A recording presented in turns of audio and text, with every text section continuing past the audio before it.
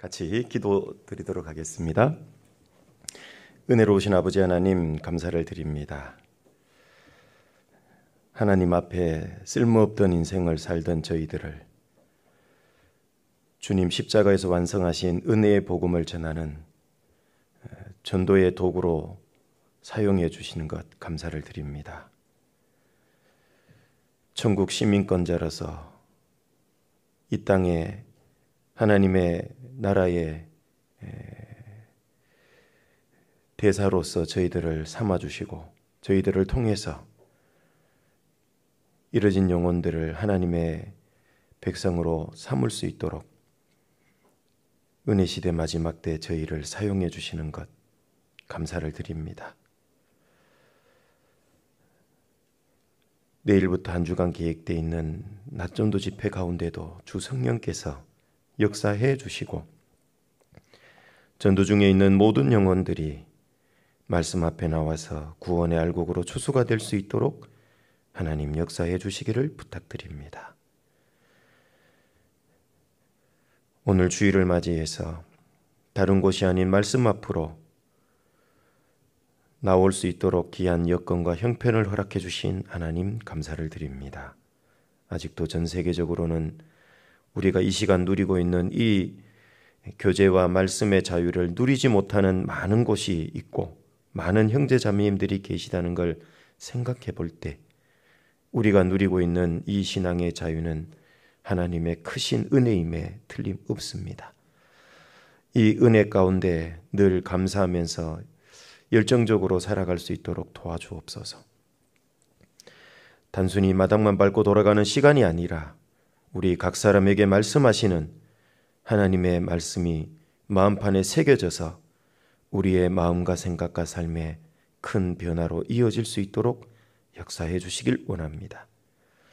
육신의 질병으로 또 코로나19로 인해서 오늘 이 시간 함께하지 못하는 믿음의 식구들 주님 기억하여 주시고 속히 강건한 몸으로 잘 회복되셔서 교제 가운데 다시 나오실 수 있도록 인도해 주옵소서. 또 여러 가지 신앙의 시험이나 생활의 어려움으로 인해서 함께 못하는 믿음의 식구들이 계시다면 주님께서 일일이 살펴주시고 그 문제의 해결자가 되어주시고 위로자가 되어주시고 회복의 능력이 되어주셔서 다시금 교제 안에서 복음을 위해 한 번 더 열심을 품고 살아갈 수 있는 기회를 허락해 주시기를 원합니다. 우리를 사랑하시는 우리 구주 예수님 이름으로 기도드립니다. 아멘. 갈라디아서 6장입니다. 6장 7절부터 8절입니다. 갈라디아서 6장 7절부터 8절입니다. 갈라디아서 6장 7절부터 8절입니다.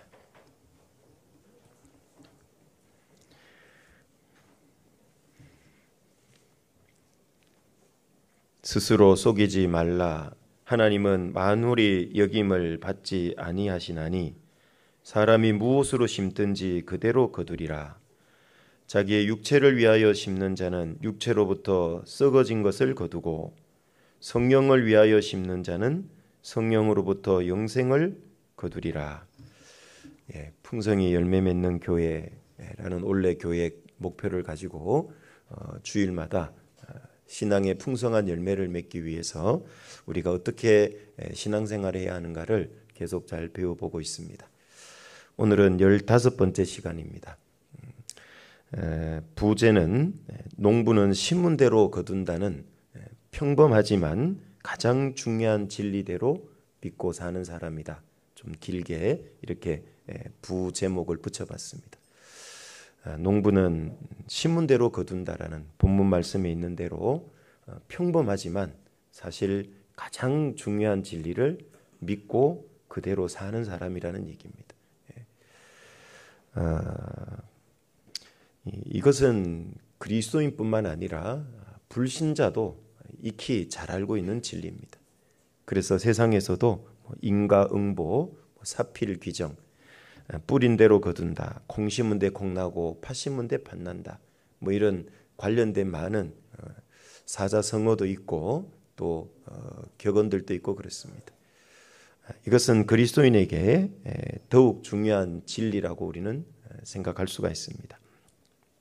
과학 용어로는 유전 법칙이겠죠. 반드시 신문대로 나오는 겁니다. 영적 농부인 그리스도인은 이걸 잘 알기만 하는 게 아니라 이대로 실행하고 사는 사람들입니다. 그래야 실질적인 열매를 풍성히 거두고 맺을 수 있기 때문에 그렇습니다. 그런데 실제 농사와 영적 농사는 약간의 차이가 있는데요. 사실은 이 차이가 더 큰 은혜와 기회가 된다는 것을 알 수가 있습니다. 실제 이 농사라고 하는 것은 한정되어 있죠. 서울의 땅을 몇 평이나 갖고 계십니까? 너무 뼈 때리는 질문을, 아픈 질문을 드렸습니까? 네. 내 땅 농사 지으려고 서울에 땅 가지고 있는 사람 그렇게 거의 잘 없을 겁니다. 그러니까 세상의 농사는 땅이라고 하는 제한된 공간에서 또 많은 시간과 노력이 투자돼야지만 그 열매를 거둬낼 수가 있잖아요. 그런데 신앙의 농사는 그렇지 않습니다. 신앙의 밭을 자기 믿음의 분량대로 무한히 키울 수가 있습니다. 그리고 거둘 수 있는 열매도 무한정으로 거둘 수가 있습니다. 거두는 시간도 짧은 시간에도 많은 걸 거둘 수 있다는 거죠. 그게 세상 농사와 신앙 농사의 큰 차이고 이 차이가 바로 은혜도 되고 기회도 된다는 걸 알 수 있습니다. 하나님은 일반 계시를 통해서 우리에게 신앙의 많은 교훈을 해주는데요. 그 일반 계시에 속한 것이 바로 하나님이 만들어 놓은 이 땅의 실물 교훈들입니다. 그걸 일반 계시라고 그럽니다. 계시라는 말은 열어서 보여준다 이런 뜻이죠. 그 일반 계시 속에 농사라고 하는 것을 하나님이 또 열매 맺는 그런 것들을 만들어 놓으신 겁니다. 그것들은 많은 시간과 노력이 사실은 사용이 됩니다. 그런데 특별 계시라는 게 있죠. 특별 계시는 바로 성경이라고 얘기를 합니다. 하나님께서 일반 계시를 통해서는 하나님의 능력이 어떤 정도인가를 드러내는 거죠. 어떤 사진작가가 찍어놓은 사진 작품을 보면 그 사람의 사진 찍는 실력, 능력은 알 수 있을 겁니다. 그런데 그 사진작가의 생각을 알기는 어려울 겁니다. 그 사진작가의 생각을 알기 위해서는 그가 쓴 책을 보고 글을 봐야 알 수 있는 거잖아요.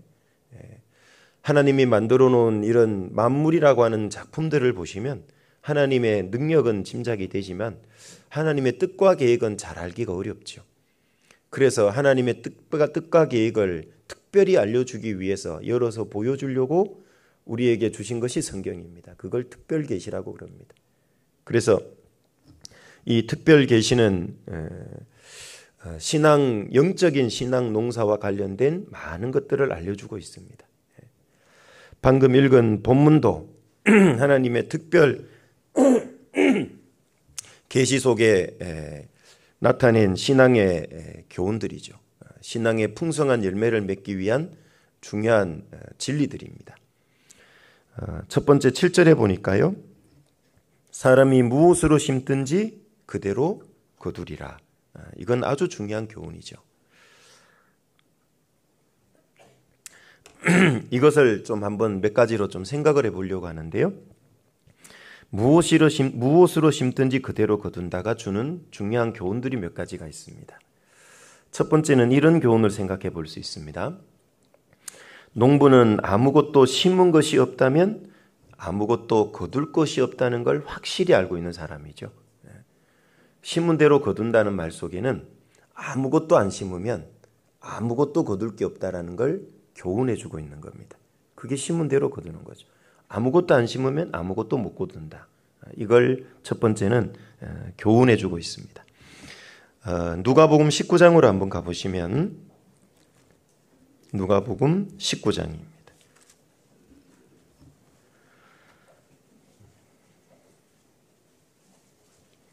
누가복음 19장 20절부터 26절입니다. 누가복음 19장 20절부터 26절입니다. 또 한 사람이 와서 가로되 주여 보소서 주의 한 문화가 여기 있나이다.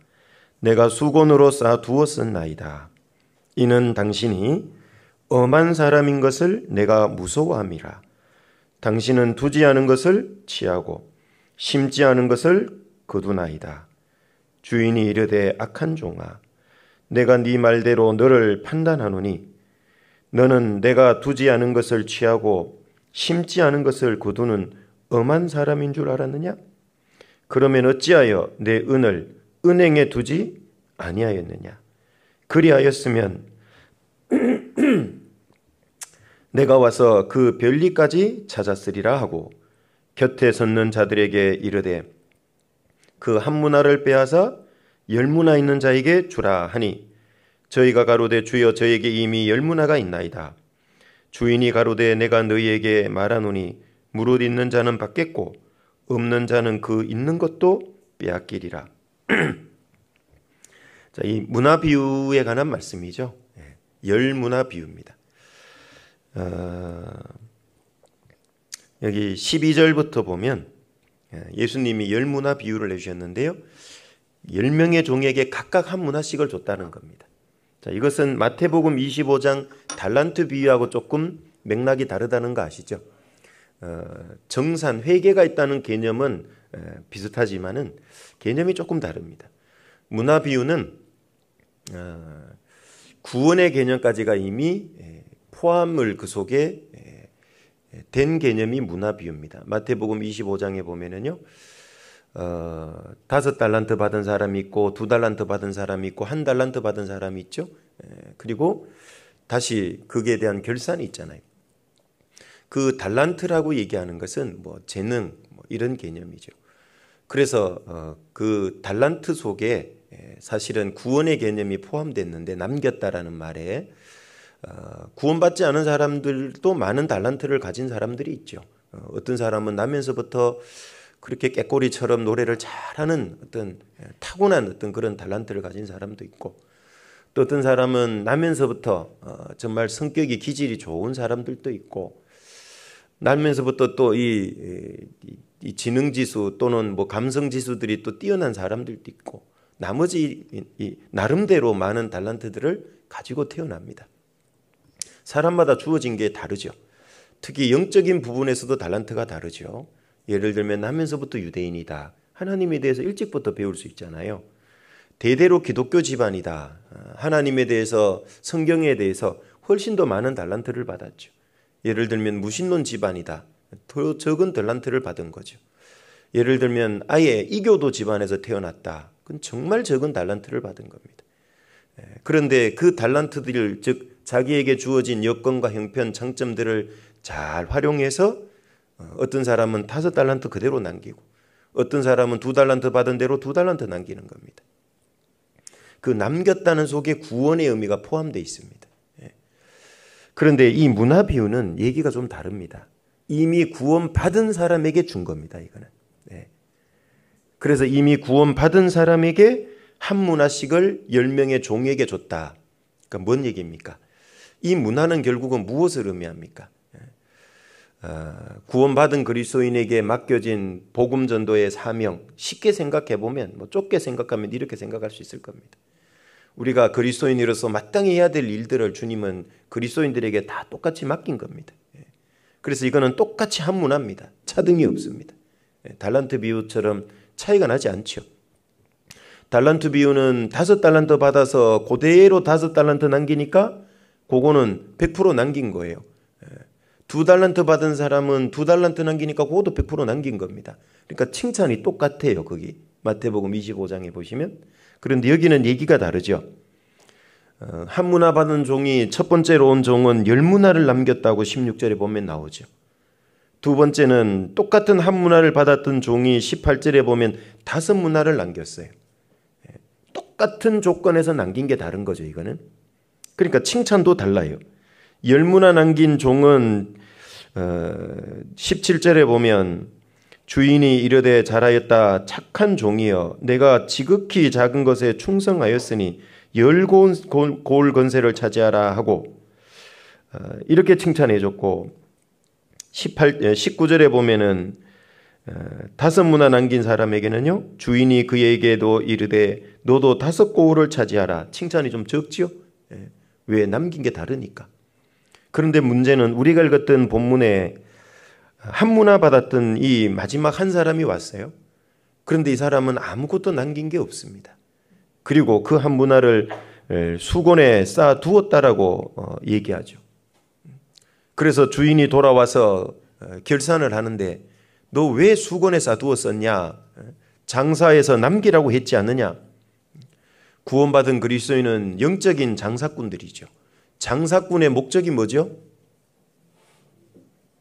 1번 자선사업, 2번 이익을 남기는 것. 뭘까요? 역시 선택형을 좋아하시는군요. 남기는 겁니다. 남기는 것. 그게 장사꾼이죠. 손해보는 건 그건 자선사업입니다. 구제지요. 내 걸 갖다가 주는 거죠. 그리스도인을 왜 장사꾼의 비유를 했냐면 남겨야 되는 겁니다. 우리는 이 땅에 유한한 걸 가지고 나에게 준 달란트, 나에게 주신 문화 이런 것들을 가지고 많이 남겨야 됩니다. 영원한 것으로 남겨야 되겠죠. 세상 떠날 때 없어질 거 남겨봐야 소용없고 천국 가서도 없어지지 아니할 것으로 남겨야 됩니다. 그런데 이 사람은 수건에 싸뒀다가 그냥 왔으니 그냥 한 문화밖에 없는 거예요. 너 왜 이러냐고 물으니까요. 이 사람은 그럴싸한 핑계를 댑니다. 그런데 이 핑계가 정말 모순된 핑계라는 걸 알 수 있습니다.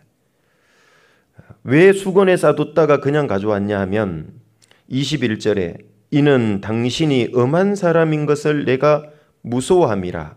당신은 두지 않은 것을 취하고 심지 않은 것을 거두나이다.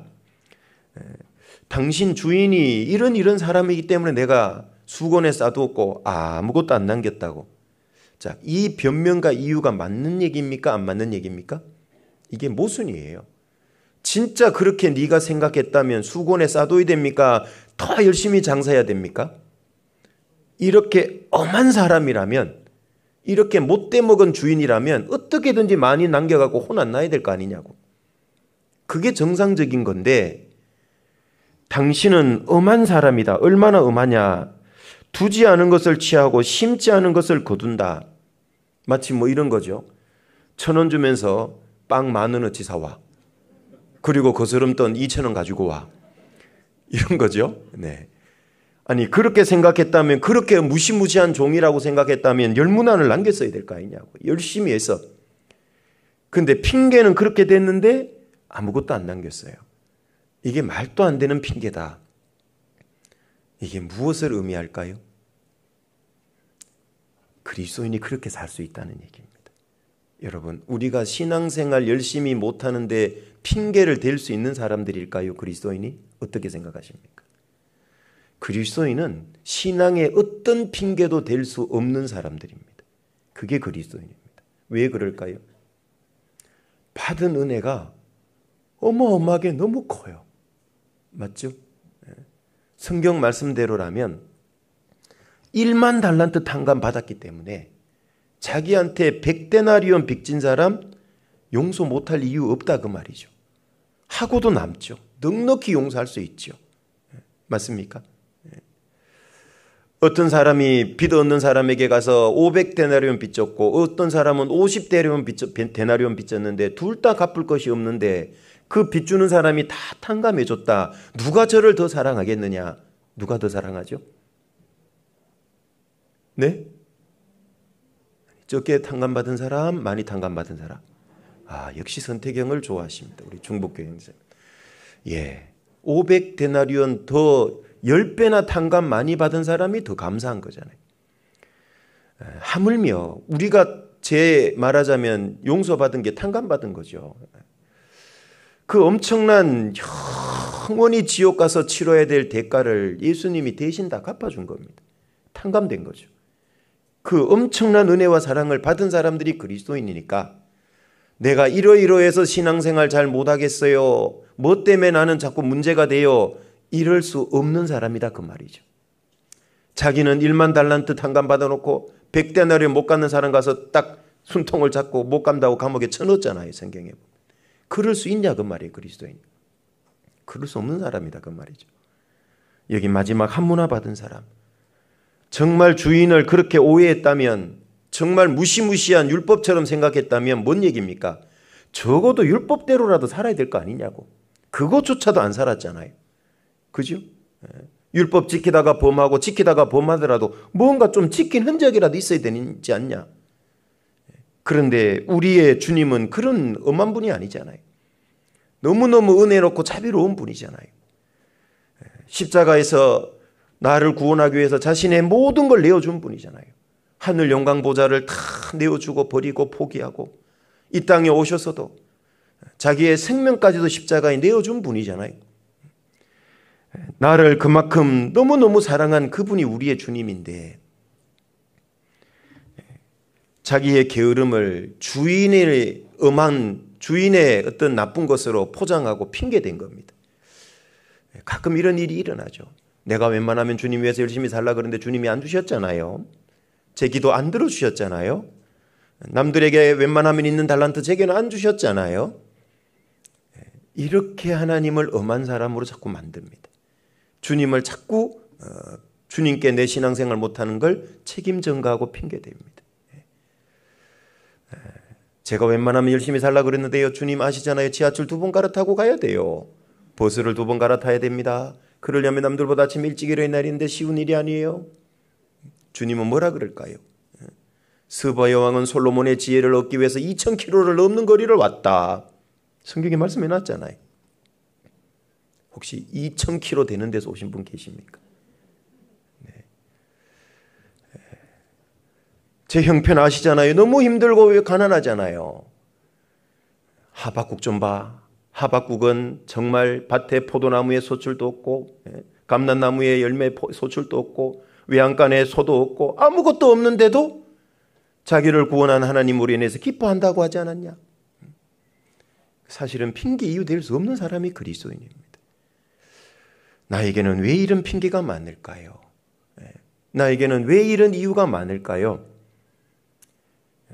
구원의 주님을, 은혜와 사랑의 주님을 자꾸 잊어버려서 그래요. 그 은혜와 사랑이 식어지면 그런 거죠. 이 주인을 엄한 주인으로 오해하고 있잖아요. 그래서 결국은 주인이 이렇게 얘기하죠. 그러면 네 말대로 내가 그렇게 엄한 주인이라면 적어도 그 한 문화를 어디에 맡겼어야 된다고요? 23절에 그 은행에 맡겼어야지. 그러면 그렇게 주인이 따지기 좋아하고 철저히 계산하는 주인이라면 적어도 은행에 맡겨놨어야지. 주인이 돌아와서 이자 찾을 거 생각 안 했어? 주인을 그렇게 엄한 주인이라고 생각했다면 그 정도로 냈어야지. 아주 뼈 아픈 데를 탁 지적하고 있죠. 이 사람이 수곤에 쌓아온 이유는 첫 번째는 사실 게으름과 나태입니다. 주인에게 핑계를 대고 책임을 전가했지만 그러지 않습니다. 자기의 게으름과 나태입니다. 그래서 결국은 어떻게 됐습니까? 그 한문화 있던 것조차도 뺏겨버렸습니다. 구원이 뺏긴 게 아닙니다. 이 사람은 지옥에 안 들어갔습니다. 마태복음 25장 달란트 비유에 그 한 달란트 받았던 사람이 아무것도 못 남겼어요. 그 사람은 어떻게 됐죠? 지옥에 들어갔다고 나오죠. 어두운 데로 끌어냈습니다. 슬피 울며 이를 갈미 있다. 그건 지옥입니다. 구원받을 수 있는 여건 조건 한 달란트는 받았잖아요. 그러면 한 달란트는 남겼어야지. 구원은 받았어야지. 저에게는 문화 비유는 다 구원받은 사람입니다. 그러니까 이 사람은 지옥 안 갔어요. 그런데 누가 지옥 갔다고 나오냐 하면은 26절 이하에 쭉 읽어보면은요. 이 귀인이 돌아와서 왕 되는 걸 원치 않았던 사람들이 지옥 간 겁니다. 죽이라 이렇게 나오면 심판받는다는 얘기죠. 그러니까 10명의 종은 지옥 간 게 없습니다. 구원받은 사람은 다시 지옥 가지 않는다는 얘기입니다. 비록 신앙생활 잘못하고 이렇게 한문화 수건에 싸뒀어도 지옥은 안 갑니다. 그럼 결국은 있던 것마저도 다 잃어버렸다. 뭐만 남습니까? 예수님의 공로로 된 구원만 딸랑 남는 거예요. 주님을 위해 산 게 아무것도 없다는 얘기죠. 그게 고린도전서 3장의 신앙의 집에 관한 비유죠. 터는 예수님, 구원은 예수님이 해준 거고 그 위에 각자의 신앙을 집을 짓는데 조심하라 그랬잖아요. 풀과 집과 나무로 지으면 다 불태워지고 없어진다. 시험할 때 불로 시험한다 그랬으니까. 금이나 은이나 보석으로 신앙의 집을 지은 사람은 없어지지 않죠. 그대로 남습니다. 그 영원한 것을 위해서 산 사람이죠. 자기 육신을 위해서 산 거는 다 태워지고 없어진다는 얘기입니다. 구원의 터만 딸랑 남습니다. 터만. 그걸 불 가운데 얻은 구원이다. 이렇게 고린도전서 3장은 말씀하죠. 구원만 딸랑 남은 거예요. 구원만. 무슨 얘기입니까? 마치 목욕탕에 불 나면은 속옷만 걸치고 간신히 나오잖아요. 구원받고 겨우 죄와 수치 부끄러움만 딱 가린 거예요. 해결된 거예요. 탕감받은 거예요. 그런데 주님을 위해서 산 게 없어요. 좀 멋있는 신앙생활에 좀 멋있는 옷을 좀 입으면 좋겠는데 겨우 구원의 옷만 입고 온 거예요. 얼마나 죄송할까요? 그래서 여기 한문화 받은 사람 정말 부지런히 좀 심어야 되는데 심은 게 아무것도 없어요. 그러니까 거둘 게 아무것도 없었던 겁니다. 우리도 그렇습니다. 게으름과 나태가 심지 못하게 하고 거두지 못하게 하는 겁니다. 그리고 두 번째 주인에 대한 오해라고 말씀드렸죠. 우리가 주님에 대해서 오해하면요. 이 땅에서 심는 걸 제대로 못 심습니다. 주님은 내가 심는 것을 다 알고 다 계산하시는 분입니다. 다 갚아주시는 분이죠. 냉수 한 그릇도 상을 잃지 않습니다. 그 주님을 알면 알수록 이 땅에서 부지런히 심게 될 겁니다. 영원한 것을 위해서 많이 심으실 겁니다. 그런데 모르면요. 못 심는 거죠. 주인을 오해하면 그렇습니다. 그리고 세 번째로 이 사람은 아마 이해타산적인 생각도 있었을 겁니다. 내가 어차피 남겨봐야 내 거 아니잖아. 주인 거잖아. 주인 거 될 건데 뭐 내가 뭐 그렇게 애쓸 필요가 있을까? 착각했던 거죠. 주인의 갚아줌이 있는 걸 몰랐던 겁니다. 우리도 신앙생활할 때 이해타산적으로 생각하는 경향이 있죠. 내가 주님 위해서 이만큼 희생하면 좀 힘든데 벌써 이렇게 들어가죠.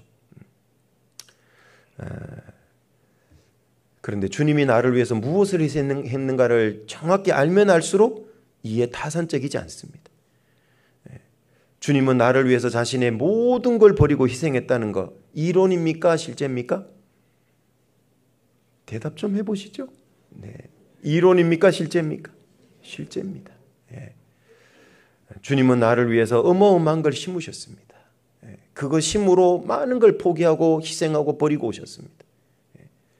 나에게 많은 영적인 것을 거둘 수 있도록 그렇게 해주신 겁니다. 그런데 나는 주님을 위해서 심는 게 너무 이해타산적이지 않을까? 인색하지 않을까? 한번 고민해 봐야 되겠죠.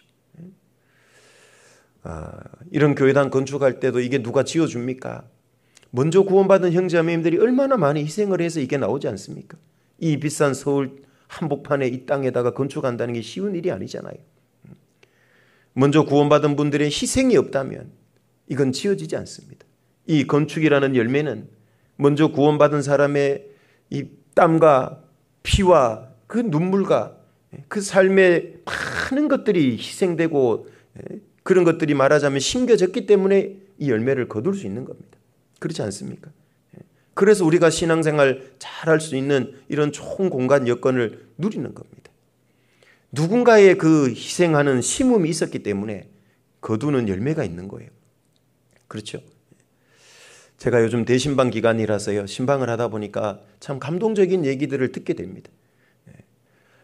물론 아무리 바쁘지만 최소한 한 집에 2시간 정도는 할애해서 신방을 하려고 노력 중입니다. 그래야지만 사정도 알고 같이 기도도 하고 충분한 교제도 하고 그렇기 때문에 그렇습니다. 뭐 형식적으로 얼렁 대충 신방할 수도 있지만 그럼 의미가 없다고 생각을 합니다. 그런데 신방을 하면서 참 감동적인 피곤을 잊게 할 만큼의 감동을 주는 그런 간증들을 많이 듣게 됩니다. 이런 교회당을 저는 건축할 때 없었습니다. 그런데 그 건축할 때 어떤 마음으로 했는지를 듣게 됩니다. 어떤 분은 건축하는 동안에 그 본인도 너무 가난하고 남들보다 참 어렵게 사시지만은요. 그럼에도 불구하고 건축원금 하시려고 건축하는 기간 동안에는 옷도 한 벌 안 사 입었다고 간증을 하시더라고요. 그 참 뭉클하더라고 그 얘기를 듣는데. 또 어떤 분은 그 폐지를 정말 밤낮으로 오랜 기간 모아가지고 그걸로 건축원금을 하셨다 그러시더라고. 아마 다들 힘들게 수고하고 그렇게 벌어들인 그 물질로 아마 다 그렇게 하셨을 겁니다. 그런 보이지 않는 형제자매님들의 헌신, 희생이라는 심음이 있었기 때문에요. 하나님은 이런 열매를 주셨고 또 그 이후에 그릇을 이렇게 준비해 놓으니까 계속 구원받는 역사를 우리에게 베푸신다고 저는 믿습니다. 그래서 새로운 영혼들이 오셔서 얼마나 편리하고 좋은 공간에서 신앙생활 하지 않습니까? 얼마나 아름답습니까?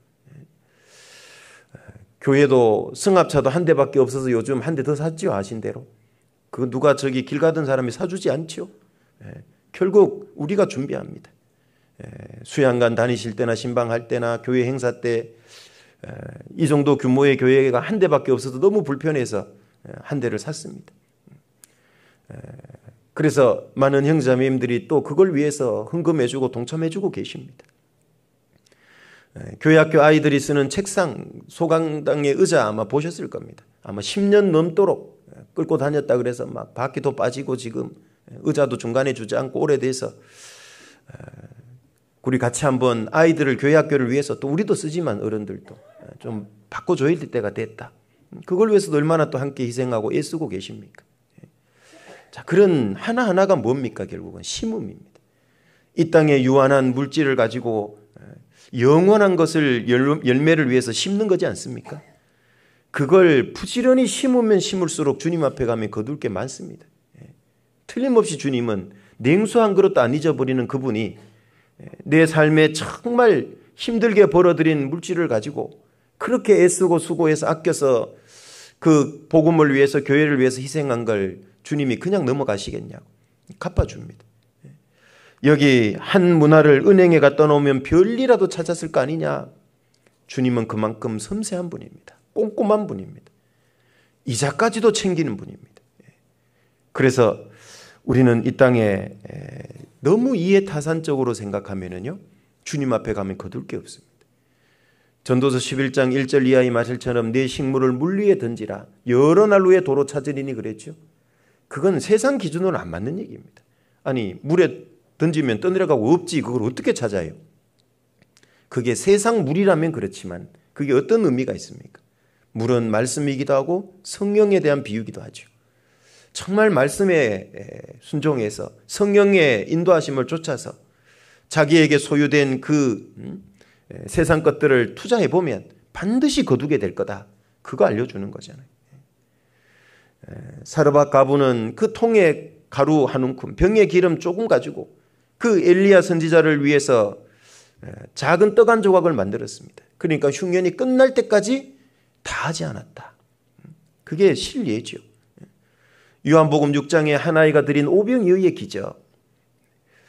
자기도 배불리 먹었습니다. 자기가 원래 먹을 그 오병이어 보리떡 5개와 물고기 2마리보다 더 먹었습니다. 그 아이도. 뿐만 아니라 여자와 아이 외에 5,000명이 먹고도 12바구니에 남았습니다. 그게 하나님의 앞에 신앙생활의 원리라 그랬죠. 심은 대로 거두는데요. 놀라운 것은 세상에는 정해져 있어요. 콩 하나를 심었다고 해서 그 콩이 한 가마니로 나오지는 않아요. 몇십 배 나오기는 해도 그죠? 그런데요. 이 영적인 세계에서의 이 심음과 거둠은 차이가 있다 그랬죠? 그게 은혜라고 그랬습니다. 내가 작은 걸 심었는데요. 영원한 걸로 거둘 수 있는 겁니다. 어마어마하게 큰 걸로 거둘 수 있는 게 영적 농사입니다. 그래서 엄청 유익이 있는 거죠. 이 아무것도 심은 게 없으면 아무것도 거둘 게 없다. 문화 비유를 통해서 이것을 우리에게 확실히 보여주는 겁니다. 요한복음 4장으로 가보시면은요. 요한복음 4장 36절입니다.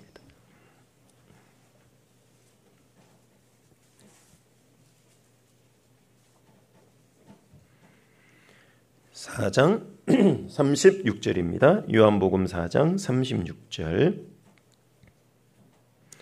거두는 자가 이미 삭도 받고 영생에 이르는 열매를 모으나니 이는 뿌리는 자와 거두는 자가 함께 즐거워하게 하려 함이니라. 여기 거두는 자가 누굴까요? 네? 1번 천사, 2번 그리스도인들. 누굴까요?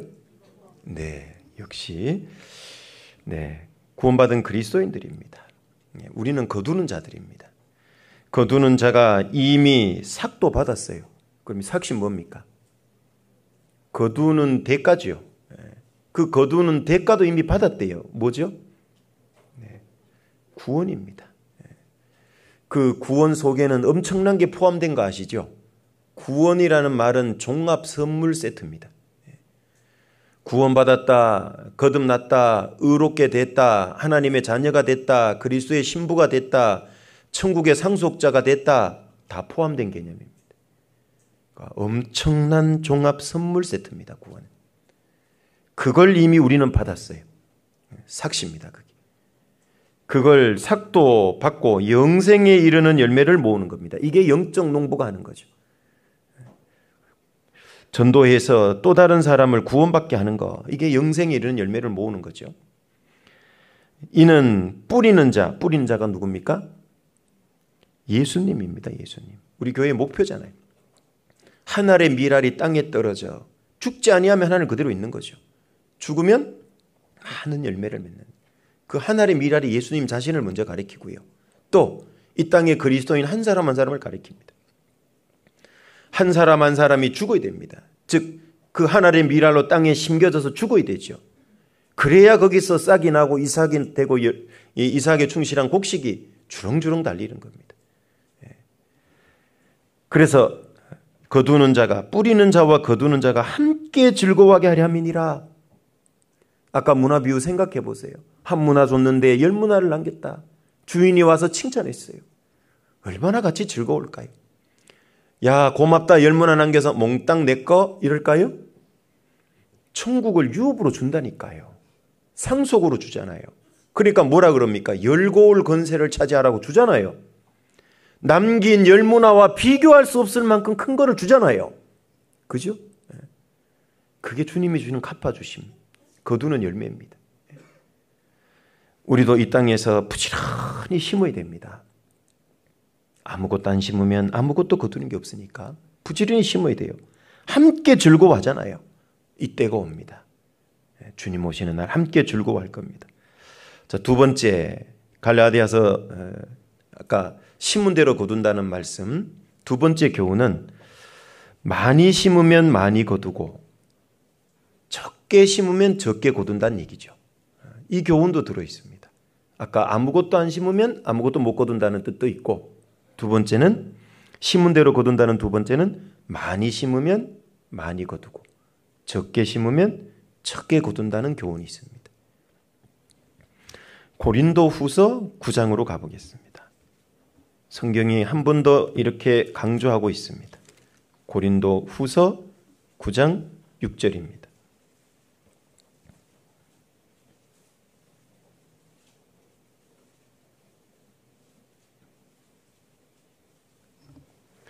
고린도 후서 9장 6절입니다. 같이 한번 읽어보겠습니다. 이것이 곧 적게 심는 자는 적게 거두고 많이 심는 자는 많이 거둔다 하는 말이로다.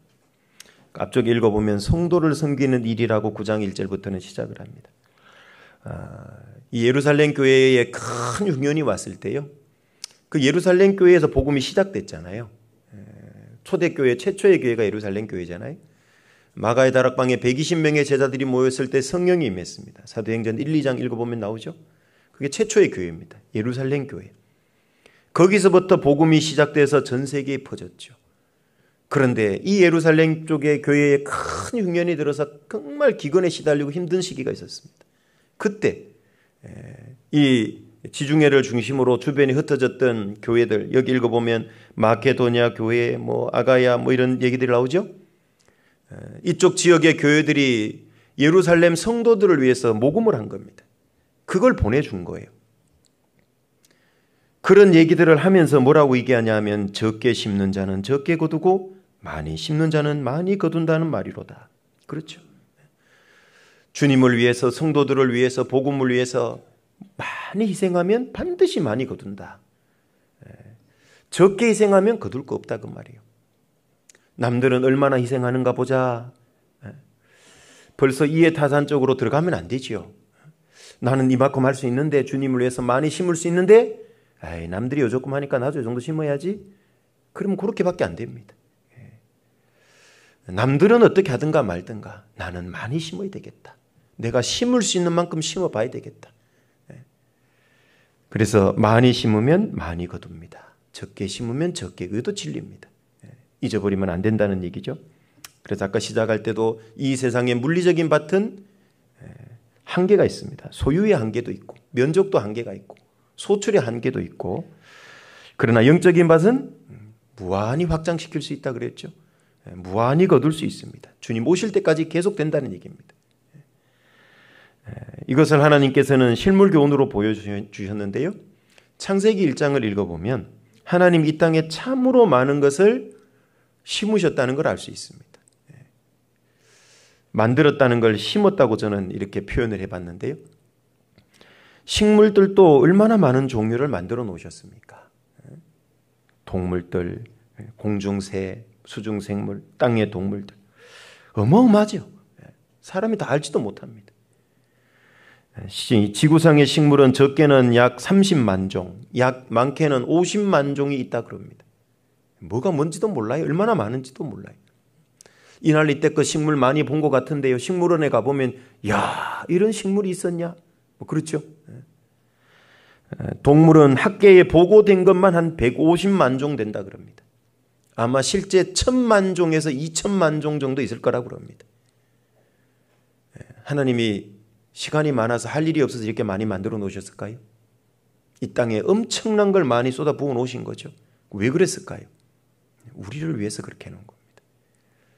하나님 얼마나 엄청난 분이라는 것, 우리를 향한 사랑이 얼마나 많다는 것, 하나님의 지혜가 얼마나 뛰어나다는 것, 얼마나 하나님이 전지전능하다는 것, 하나님의 마음이 얼마나 넓고 광대하다는 것, 그걸 알려주려고 모든 걸 우리를 위해서 만들어 놓은 겁니다. 잘 아시잖아요. 왜 우주를, 대우주를 만들었습니까? 우리 은하 만들려고. 우리 은하 왜 만들었습니까? 태양계 갖다 붙이려고. 태양계는 왜 만들었습니까? 지구 만들려고. 지구는 왜 만들었습니까? 에덴 동산 만들려고. 에덴 동산은 왜 만들었습니까? 아담 하와를 위해서. 결국 모든 것은 아담 하와를 해서 지어놓은, 사람을 위해서 지어놓은 겁니다. 지구만 봐도 상상이 안 되는데 지구 바깥은 또 얼마나 엄청납니까? 하나님이 만든 저 하늘의 달과 별을 보니까요, 하나님이 어떤 분이라는 거 알잖아요. 얼마나 무한히 큰 분이라는 걸 알려주고 있죠. 얼마나 하나님이 우리를 사랑한다는 걸 알려주고 있잖아요.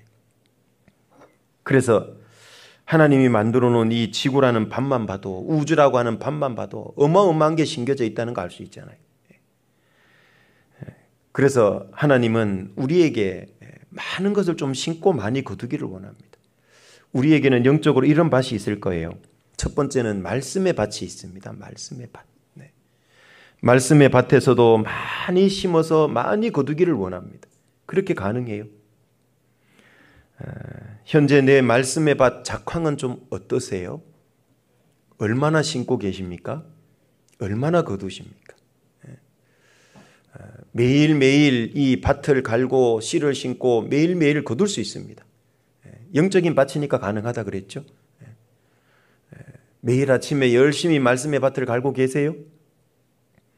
성경 속에 들어가서 열심히 읽고, 읽는 건 뭡니까? 열심히 읽을 때, 또 열심히 설교를 들을 때 어떻습니까? 이 말씀 속에 있는, 성경 속에 있는 많은 것을 걷어낼 수 있죠. 이 말씀의 밭을 부지런히 갈아야 됩니다. 성경을. 여행 중에 제일 재미있는 여행이 어딜까요? 1번 유럽 여행, 2번 성경 속 여행. 나 1번인데 이거 문제가 있는 거죠? 네. 성경 속으로 한번 들어가서 정말 재미를 느끼고 있습니까? 야, 오늘 아침에도 성경 속으로 여행을 떠나보자. 야, 성경 속에 이런 것이 있고, 야, 저런 것이 있고, 야, 기가 막힌 게 있구나. 그렇죠? 여러분, 유럽 그 어디를 가도 물이 포도주로 바뀌는 걸 볼 수가 없잖아요. 오병이어가 엄청나게 많은 것, 5천 명이 먹을 만큼 바뀌는 거 볼 수가 없잖아요. 그렇지 않습니까? 성경 속으로만 가야 볼 수 있는 것, 정말 영적인 볼거리 아닙니까? 말씀의 밭을 부지런히 갈고 심고 가꾸고 거둬야 됩니다.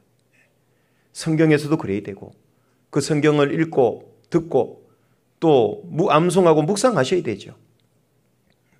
그래야지만 거기서 많은 것들이 거둬지는 겁니다.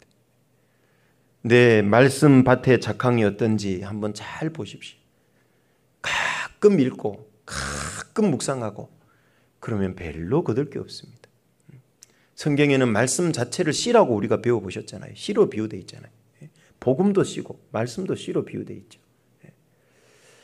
이 말씀을 부지런히 내 마음밭에도 심어야 됩니다. 그래야 거둘 게 있죠. 내 삶 속에도 적용, 그걸 삶에 심는 거라 그러죠. 적용입니다. 묵상했다면 적용해야죠. 예전에 말씀 묵상 훈련 많이 했다고 들었습니다. 그때 너무 좋았다고 말씀을 읽고 묵상해서 많이 깊이 있는 걸 깨달았다는 간증도 꽤 들었습니다. 자, 그런데 거기 멈추면 안 되는 거죠. 묵상해서 깨닫고 그러면 그 다음에는, 그리고 그 다음이 있어야 되잖아요. 깨닫고 끝내면 머리만 굵어지는 거죠. 1차적으로 훈련해야 되는 건 묵상이 맞습니다. 자, 거기까지 오셨다면 이제 한 발짝 또 나가야죠. 적용입니다. 묵상하고 깨달은 걸 적용해야죠, 삶에. 생각해 보세요. 영양사가 밥 한 상 차려놓고 소고기는 영양가가 뭐가 있고 칼로리는 얼마가 되고 어떤 게 먹으면 몸에 좋고 이 채소는 어디 좋고 하는데 안 먹어. 그럼 어떻게 될까? 영양사가? 영양실조 걸리죠. 먹어야 되는 겁니다. 말씀을 묵상해서 이런 게 있고 이런 게 있고 이게 있고 이게 있구나. 그럼 그 다음에 뭐예요? 적용해야죠. 자기 삶 속에. 그래야지 실제 자기께 되는 겁니다. 적용하십시오. 먼저 열심히 읽고 듣고 그 다음에 암송 묵상하고 그 다음에 적용인 겁니다. 적용되지 않은 건 의미가 없어요. 고린도전서 12장의 성령의 9가지 은사 중에 첫 번째가 뭔지 아십니까? 지혜의 말씀입니다. 지식의 말씀이 아닙니다.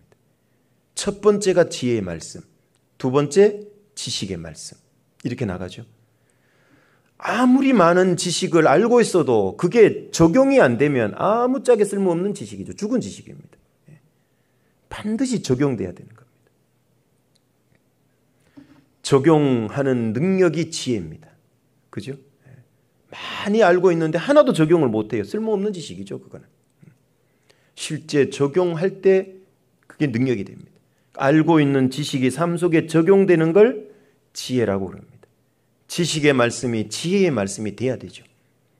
그게 중요한 겁니다. 그래서 듣기만 하고 자기를 속이는 자가 되면 안 된다 그랬잖아요. 열심히 보고 읽고 듣고 암송 묵상하시고, 암송 묵상은 뭐죠? 이 성경 속에 있는 말씀을 내 마음판에 새기는 작업이 암송 묵상인 겁니다. 암송 묵상이라는 통로를 통해서 내 마음판에 말씀이 새겨집니다. 그게 연결고리라 그러죠. 성경 속에 있는 말씀이 내 마음판에 들어오는 고리, 통로, 그게 묵상입니다. 그리고 묵상 적용했다면 내 마음에 삶에 적용해야 됩니다. 반드시 적용입니다. 그렇게 적용할 때 거둘 게 많아집니다. 내 말씀이라고 하는 밭 한번 잘 확인해 보셔야 됩니다. 이 성경은 무한한 밭이라고 할 수 있죠. 왜? 무한하신 하나님이 기록한 거니까. 성경은 행간에도 뜻이 있다 이런 얘기도 하고, 단어 사이에도 하나님의 오묘한 섭리가 들어있고, 천지가 없어지는 것보다 율법의 1.1획이 떨어져 없어지는 게 더 어렵다 그랬잖아요. 그러니까 이 말씀을 우리가 다 알기는 어려울 겁니다. 정말 무한하신 하나님이 기록해 놓은 거기 때문에. 그러니까 길러낼 것도 무한하다는 걸 알 수 있죠. 말씀의 밭에서 부지런히 수고하고 애쓰는 사람이 거두는 게 많아집니다. 자기 삶에 부지런히 적용하는 사람이 거두는 게 많아집니다. 두 번째, 기도의 밭에서도 많이 심어 거둘 수 있다는 거 아시죠? 여러분들 기도의 밭 작황은 좀 어떻습니까?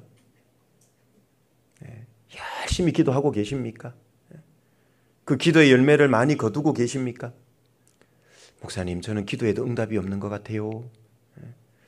응답이 없는 것 같은 경우는 뭐를 고민해 봐야 되냐면 기도만 하고 있을 수 있어요.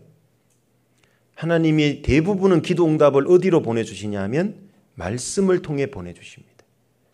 기도는 열심히 하는데 말씀을 안 보면 응답을 못 받아요. 말씀을 통해 응답해줘도 해주고 싶으신데 못 받아요. 그렇죠? 그래서 대부분의 기도에 대한 응답은 말씀을 통해 해주신다. 이거 잊어버리면 안 됩니다. 그러니까 기도를 간절히 하고 계시다면 그럴수록 말씀도 더 많이 묵상하셔야 됩니다. 그 가운데 응답이 옵니다. 거의 대부분이 그렇습니다. 그래서 많은 기도의 씨를 뿌려야 많은 기도의 열매를 거둡니다. 내가 하는 기도는 어떤 정도일까요? 혹시 보험회사든지 무슨 회사에 전화하면 무슨 아가씨 목소리 들리죠? ARS 자동 응답하고 있죠? 내가 하나님께 드리는 기도는 혹시 그런 ARS처럼 간절함도 없는 그냥 형식적으로 반복하고 있는 기도는 아닌지 한번 생각해 보셔야 됩니다. 내 기도는 정말 저 하늘을 뚫고 올라가서 하나님께 상단하는 기도인지 아니면 조금 올라가다 그냥 흩어져 버리는 기도인지. 하나님께 상달하는 기도는 반드시 간절함이 내포되어 있죠. 그 기도의 열매가 많이 맺혀집니다. 그 간절함의 표시가 뭡니까? 눈물이라고 그럽니다. 여러분들 기도하면서 울어본 적이 언제입니까? 기도하면서 눈물을 흘려보고 있으십니까? 그러면서도 응답이 빨리 안 하고 불평하고 있는 건 아닙니까? 내 기도의 밭도 점검해 보셔야 됩니다. 하나님은 특별한 심장을 갖고 계시다라고 비유적으로 얘기하죠. 그리스도의 눈물에 반응하는 심장을 갖고 계시다. 뭐 이렇게 얘기해 볼 수 있죠. 세상의 어떤 강심장 부모도 자식의 눈물 앞에 더 이상 강심장이 되기 어렵잖아요. 하나님 마음이 딱 그렇습니다. 그리스도인의 눈물에 반응할 수밖에 없는 심장을 갖고 계세요. 하나님이 히스기야 왕에게 이사야 선지자를 보내서 너 이제 곧 죽을 거니까 주변을 정리하라고 그랬죠. 히스기야 왕이 어떻게 합니까? 면벽을 하고 울면서 기도합니다. 이사야 선지자를 바로 돌려보내서 그 히스기야 왕에게 전하죠. 내가 네 눈물을 보았고 네 기도를 들었다. 15년을 더 살게 해주겠다. 하나님은 속으로 흘리는 눈물도 다 보십니다.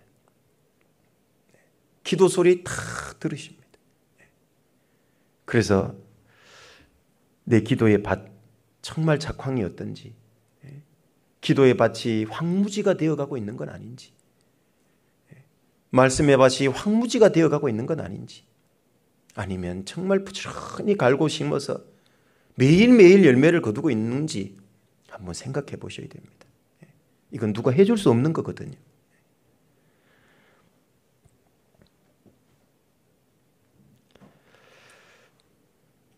내가 더 깊고 간절하게 기도해야 될 주제와 대상이 있는지 한번 생각해 보셨습니까?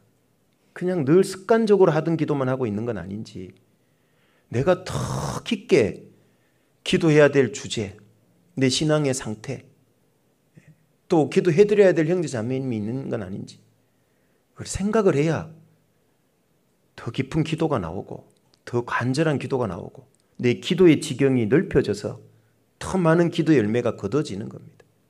내 주변에 기도해야 될 기도의 제목이 있고 영혼이 있는데도 모르고 있을 수 있거든요. 때로는 피하고 싶은 기도 제목도 있죠.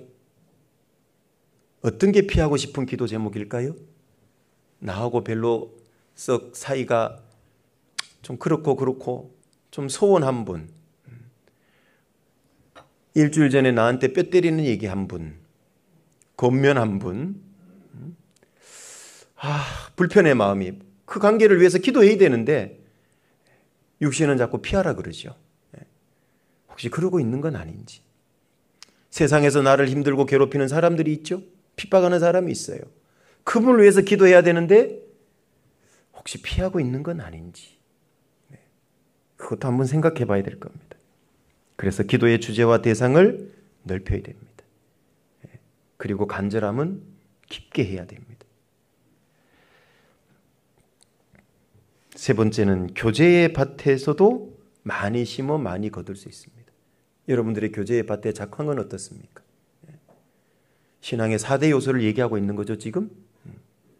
말씀, 기도, 교제, 전도. 내 교제의 밭 어떻습니까? 쬐끔만합니까? 큽니까? 나는 주일날 말씀만 듣고 갈 거요? 교제의 밭이 큰 겁니까? 작은 겁니까? 키울 수 있죠? 어떻게 해요? 수요 말씀도 들어와야 되겠다? 밭이 커지는 겁니다. 그렇죠? 말씀의 밭도 커지는 거고 교제의 밭도 커지는 거죠. 구역 모임도 가볼까? 교제의 밭이 자꾸 커지는 거죠? 조모임도 가야 되겠는데? 교제의 밭이 커지는 겁니다. 형제 모임이 있다고 그러던데? 교제의 밭이 커지는 거죠. 그죠? 개인적으로 어려웠고 힘든 일 있을 때 형제자매들 붙들고 교제 좀 해볼까? 전도인 붙들고 좀 상담도 해볼까? 전부 교제의 밭을 키우는 겁니다. 거둘 게 많아지는 거죠, 그 사람. 훨씬 많죠.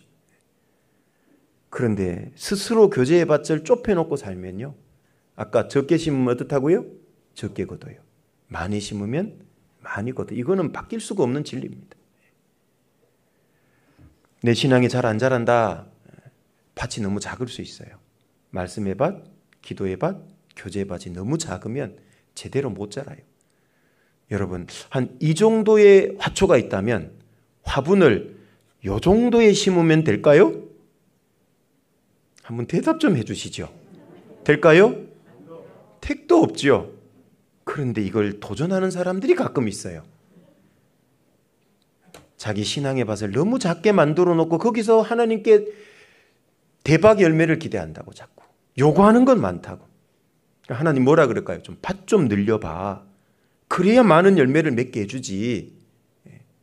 하나님의 응답은 그겁니다. 봉사의 밭도 좀 넓혀볼 수 있겠죠? 어떤 사람은 봉사 맡길까 봐 자꾸 도망 다녀요. 특히 언제? 연말에 목사님하고 괜히 눈빛 마주치고 열심히 목사님 앞에 자꾸 눈에 띄면 봉사 맡길까 봐 자꾸 도망 다니신다고. 스스로 봉사의 밭을 자꾸 좁힐 필요는 없습니다. 봉사의 밭을 넓혀야 됩니다. 내가 할 수 있다면은요, 최선을 다해서 하고 가는 게 맞을 겁니다. 한 문화 받은 사람이 10문화 남겼다. 어떻게 장사했을까요? 최선을 다해서 했을 겁니다. 잠도 줄이고 노는 시간도 좀 줄이고 그렇게 해서 10문화를 남겼을 겁니다. 5문화 남긴 사람 많이 노력했겠죠. 수건에 싸둔 사람 노력 안 했습니다. 그래서 우리도 봉사의 밭을 좀 키워야 됩니다. 하나님은 나를 충성되이 여겨 내게 직분을 맡겼다고 사도 바울이 얘기했죠. 디모데서 1장에 보면은 나를 충성되이 여겨 직분 맡기는데 그 앞에 구절이 있어요. 나를 능하게 하신 이런 말씀이 있어요. 그러니까 일을 맡길 때는 하나님이 능력도 함께 맡긴다는 걸 알 수 있어요. 구약의 성막 만들 때 보면 부살렐과 오홀리압이라는 사람이 성막 만드는데 쓰임 받고 있죠. 근데 하나님이 그 사람들 인간의 지식으로는 제대로 못 만드니까요. 하나님의 성령으로 충만케 해줍니다. 그래서 성막 만드는 일을 다 감당하게 해요. 그게 대표적인 예죠. 내가 주를 위해서 섬기기 위해서 어떤 봉사를 하겠다. 어떻게 합니까? 하나님이 그거 할 수 있도록 능력을 맡겨요. 아이고 저는 남편이 핍박을 하고 아직 구원 못 받아서 봉사 많이 못해요. 그럼 계속 그렇게 됩니다. 내가 비록 그렇지만 할 수 있는 봉사라도 내가 맡겨주시면 최선을 다해서 해볼게요. 그럼 그 봉사할 수 있도록 여건과 형편을 만들어주고 남편의 마음도 바꿔주고 심지어는 구원을 받게 해줄 수도 있습니다. 어디까지 생각하고 계십니까? 우리는 내 봉사의 밭이 좁아서 있으면 항상 그러고요. 거두을 수 있는 게 별로 없습니다. 그걸 넓히는 걸 지경을 넓혀보라 그랬잖아요. 자꾸 높여봐야 됩니다. 그래야 거둘 게 많습니다. 혹시 주님이 필요로 하는 봉사보다 내가 하고 싶은 봉사만 하려고 하는 거 아닙니까? 그것도 잘못된 거죠. 그럼 거둘 게 적습니다. 아니면 나와 마음 잘 맞는 사람만 봉사하려고 하고 있지 않습니까? 그것도 봉사의 밭이 좁은 겁니다. 봉사하다 보면 부딪힐 때도 있고 생각 차이도 있고 그래요. 그게 나쁜 게 아닙니다. 그러면서 내가 다듬어진다니까요. 깎여나가요. 가만히 있는데 어떻게 다듬어지고 깎여지겠어요. 제가 물속의 돌이 동글동글한 이유를 말씀드렸잖아요. 물에 의해서 깎이고 구르면서 돌끼리도 부딪혀서 깎이고, 산에 있는 돌은 뾰족뾰족해요. 상처를 잘 줘요. 왜? 깎이지 않아서. 교회 안에서 부딪힐 수도 있고 봉사하다 보면 생각 차이도 있고 그걸 통해서 다듬어져 갑니다. 그래서 마음이 때로는 생각이 때로는 다른 사람과도 봉사할 수 있습니다. 나는 봉사를 좀 더 하려고 하냐 좀 더 내려놓으려고 하냐 그것도 한번 고민해 봐야 되겠죠. 그리고 다섯 번째는 전도의 밭에서도 많이 심고 많이 거둘 수 있고 적게 심으면 적게 거둡니다. 내 전도의 밭은 어떻습니까? 내가 전도하고 있는 영혼들이 내 전도의 밭입니다. 어떤 사람은 밭이 하나도 없으면 안 되겠죠? 네. 있어야 됩니다. 가족 중에 구원 안 받은 사람들, 그들을 위해서 기도하는 것부터가 전도의 밭을 준비하는 겁니다. 그분들을 위해서 물질을 사용하는 것, 선물이라도 드리고 밥이라도 사드리고 그러는 것, 시간을 내드리는 것, 어려울 때 돌아봐 드리는 것, 도울 것이 있으면 도와드리는 것, 그게 전도의 밭을 늘려가는 겁니다. 아니, 전도 대상자를 한 명도 안 가지고 있는데 어떻게 전도의 열매가 맺히겠어요? 지금 스스로 우리가 한번 돌아보면 나는 전도 대상자가 아직 기도하는 사람조차도 한 명도 없다? 그건 진짜 회개해야 될 문제인 것 같아요.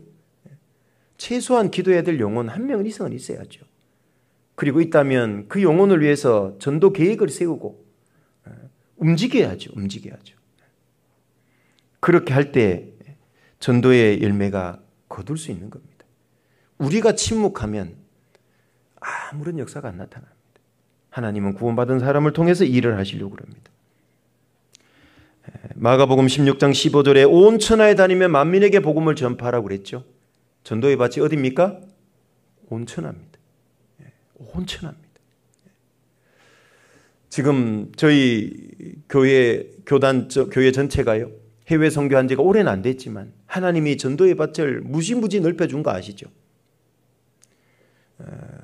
아마 이따가 끝나고 생명의 말씀 선교회나 깨사모 같은 데 들어가 보시면은요.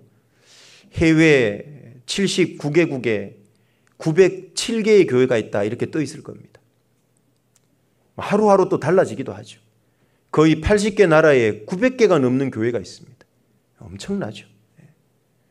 국내 교회의 몇 배가 됩니다. 그게 어떻게 가능했을까요?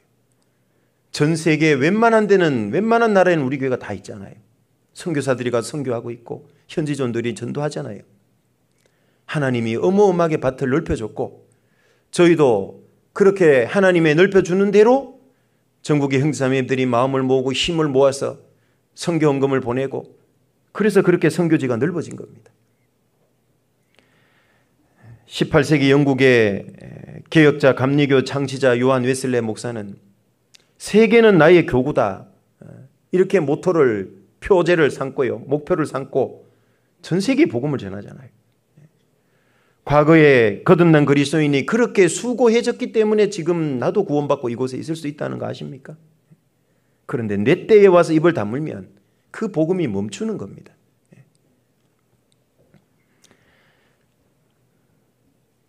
적어도 기도하고 있는 사람은 있어야 됩니다.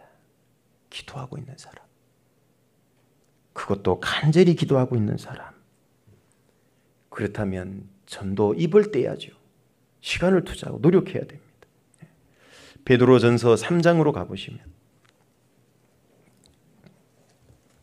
베드로전서 3장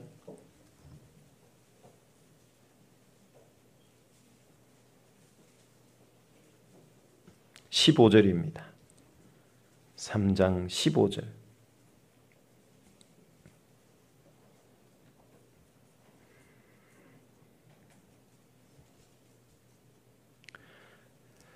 너희 마음에 그리스도를 주로 삼아 거룩하게 하고 너희 속에 있는 소망에 관한 이유를 묻는 자에게는 같이 읽을까요?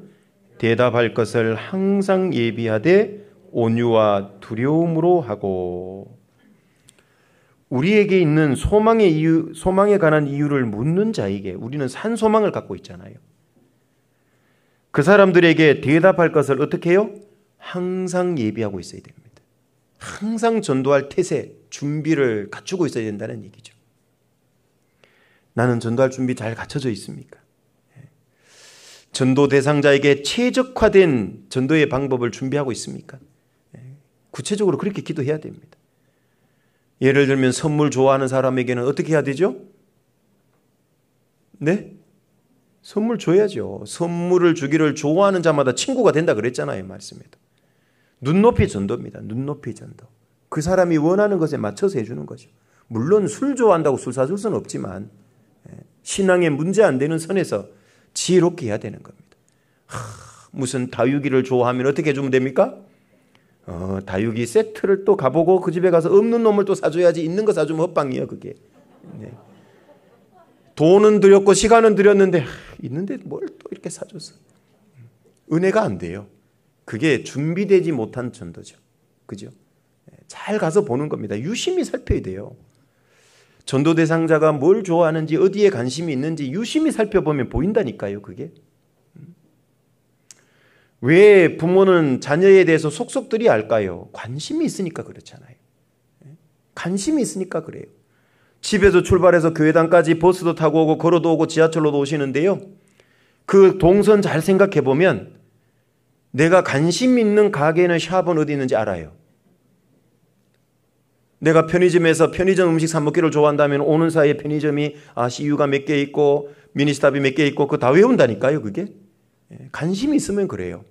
그죠?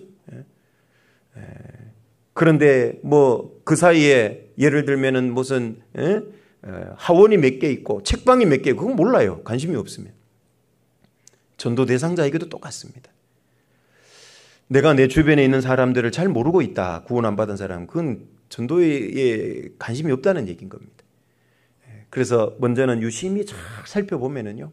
하나님이 보여주십니다. 저 사람이 뭘 좋아하는지. 그걸 가지고 마음을 사는 겁니다.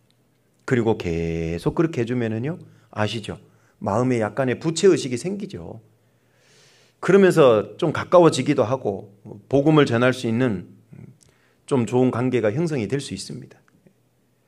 그래서 이 전도의 밭도 우리가 열심히 준비해야 되는데 전도의 밭에 결코 있어서는 안 되는 잡초가 있는데요. 그건 바로 핑계라는 잡초랍니다. 이래서 안 되고 저래서 안 되고 그 핑계라는 잡초는 내 전도의 밭에 결코 있어서는 안 된다는 겁니다. 이 세상에서 가장 엄한 하나님의 명령이 있는데요. 뭘까요? 디모데후서 4장으로 가보시면 이렇게 엄한 명령이 있을까 싶을 정도로 엄한 명령이 있습니다. 디모데후서 4장 1절 2절입니다.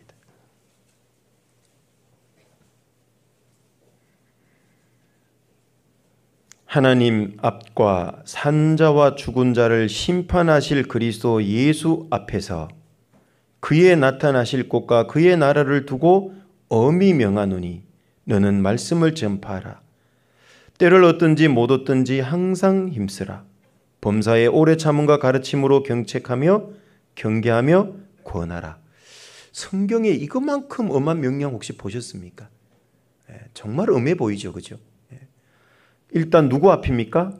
하나님 앞과 산자와 죽은 자를 심판하실 그리스도 예수 앞에서 뿐만 아니라 주님의 나타나실 재림할 것과 그때 임할 주님의 나라를 두고 엄히 명한다. 야, 이건 참 엄청난 거죠. 이 세상 왕 앞에서도 한 말은 참 엄한 말이 될 텐데 하나님 앞과 산자와 죽은 자를 심판하실 그리스도 예수 앞. 때를 얻든지 못 얻든지 힘쓰라. 전파라고 돼 있죠. 그 전도는 어떻게 한다는 거죠? 따라해 보세요. 두 때로. 두 때로. 따라해 보세요. 두 때로. 두 때입니다. 첫 번째 때는 때를 얻을 때. 두 번째 때는 못 얻을 때. 아니, 못 얻을 때 어떻게 전도하란 말입니까? 전도의 방법이 바뀌는 거죠. 안 하는 게 아니고. 어떨 때는 직접 전도가 어려울 때는 기도로 전도하고 밥이라도 같이 먹고 시간을 함께 보내주고 그런 거죠. 그러니까 전도의 방법이 달라진다는 얘기죠. 전도가 멈춰져서는 안 된다는 얘기인 겁니다. 그런데 우리는 이런저런 이유 때문에 자꾸 멈춰지죠. 미루게 되죠. 그러면 거둘 것도 멈춰지고 미뤄집니다.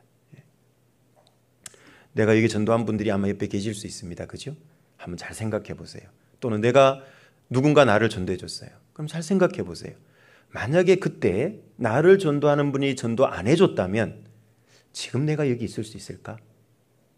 그 생각 안 해보세요? 그 정말 어떻게 보면 이 인간 역사라는 그 엄청난 시간 속에 그 짧은 순간인데 그 순간에 나를 전도 안 해줬다면 내가 여기 있을 수 있을까요? 그 생각만 해봐도 섬찟하지 않습니까? 그 짧은 기회가 나갔다면 나는 여기 못 있는 겁니다. 그분들이 전도해줬기 때문에 여기 있는 겁니다. 그 말은 곧 내가 전도해야 될 사람들과도 똑같은 상황이 전개된다는 얘기죠. 내가 전도해야 될 시점에 구원받을 수 있는데 안 하면 이 사람은 영원히 이루어질 수 있는 겁니다. 심각하게 생각해야 되는 부분이죠. 물에 빠져서 떠내려가는 사람인데 저기 폭포가 있어요. 언제 건져야 될까요? 아니, 언제 건져야 되죠? 지금 건져야죠. 떨어지기 직전에 건져야 될까요? 딱 봤다가 최대한 빨리 건져야 되죠. 미루면 안 되는 겁니다. 최대한 빨리 건져내야 됩니다. 그래서 두 때로 전도하래요. 그리고 심은 대로 거둔다라는 세 번째 의미는요, 한 가지를 심으면 한 가지만 거두고 여러 가지를 심으면 여러 가지를 거둔다는 의미도 있습니다. 심은 대로 거둔다는 속에는 세 번째 이런 의미가 있습니다. 야고보서 4장으로 가보겠습니다. 야고보서 4장 15절입니다.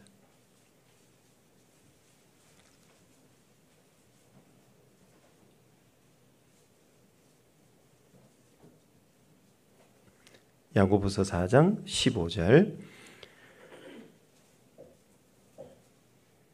너희가 도리어 말하기를 주의 뜻이면 우리가 살기도 하고 이것 저것을 하리라 할 것이오늘. 이것 저것을 할 수 있어요. 주의 뜻이면. 왜? 능력을 주시기 때문에.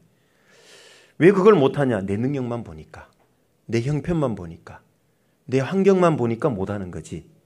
주의 뜻이면 할 수 있습니다. 그죠? 모세를 미디안 광야에서 40년 훈련시키고 이제 다시 바로의 궁궐로 가라. 거기 가서 내 백성 이스라엘을 애굽에서 이끌어내라. 모세가 뭐라 그럽니까? 못합니다. 못 갑니다. 그렇죠? 왜? 가면 죽을 수 있어요. 살인자로서 도망쳤거든, 모세가. 가라고 계속 그러니까요. 저는요, 하나님 혀가 뻣뻣해요. 하나님 뭐라 그래요? 네, 그럴 줄 알고 네 형 말 잘하는 아론을 붙여놨지롱. 네. 말하자면 그런 거죠. 핑계 대지 말라 그 말입니다. 내가 어떻게 그 엄청난 바로의 건세를 이기고 이스라엘 민족을 이끌어낼 수 있겠습니까? 그런 두려움이 컸겠죠. 하나님이 뭐라 그럽니까? 이 지팡이를 한번 던져봐라. 뱀이 돼요. 꼬리 잡아봐라. 다시 지팡이 됩니다. 하나님이 능력을 보여주는 거죠. 너만 보내는 게 아니고 내 능력이 함께 가는 거다. 이제 네 손에 들려있는 지팡이는 40년 동안 양을 치던 목동의 지팡이가 아니라 하나님의 지팡이가 될 거다. 맞죠? 모세의 손에 들려있던 목동의 지팡이는요, 하수를 치면은 피로 바뀌는 지팡이가 되는 겁니다. 홍해를 향해 손을 들면 홍해가 갈라지게 하는 지팡이죠. 하나님의 지팡이가 되어버린 겁니다. 그냥 목동 지팡이 들고 가라는 얘기가 아니에요. 능력이 함께 간다는 얘기입니다. 우리도 그런 겁니다. 네. 그래서 우리는 많은 걸 심어야 됩니다. 할 수 있습니다. 주의 뜻이면. 주님, 저 많이 심고 싶어요. 이것저것 다 심고 싶어요. 그렇죠? 여러분 하다못해 텃밭에도 어때요? 상추 한 가지만 심습니까? 최대한 많이 심고 싶습니까? 네? 막 빡빡하게 심고 싶잖아요. 물론 욕심이 부르는 네, 안타까운 결과물이 있긴 하지만 너무 많이 심으면 또 안 되죠. 적당한 거리로 심어야 되는데 이것저것 다 심고 싶은 마음이 있잖아요. 많이. 우리 신앙 농사도 그렇습니다. 할 수만 있으면 이것저것 많이 심어야 됩니다. 한 가지 심으면 한 가지밖에 못 거두죠. 심은 대로 거둔다 그랬으니까 이것저것 많이 심어야 됩니다. 내 신앙의 밭은 앞서 말한 것처럼 많습니다. 말씀의 밭, 기도의 밭, 교제의 밭, 전도의 밭, 봉사의 밭 많이 심어 보십시오. 한쪽만 자꾸 심으려 그러지 마시고 갈라디아서 5장 22절부터 23절에 보면 성령의 9가지 열매가 나오죠. 그런데 열매들이라고 하지 않습니다. 단수입니다. 왜 열매 단수죠? 9가지인데 네, 이게 종합 선물 세트 같은 겁니다. 성령에 끌려서 살면요, 성령의 9가지 열매 중에 맺는 것도 있고 안 맺는 것도 있고 이렇게 되지 않는다는 얘기죠. 9개를 다 맺게 해주겠다는 얘기입니다. 종합 선물 세트 같은 거죠.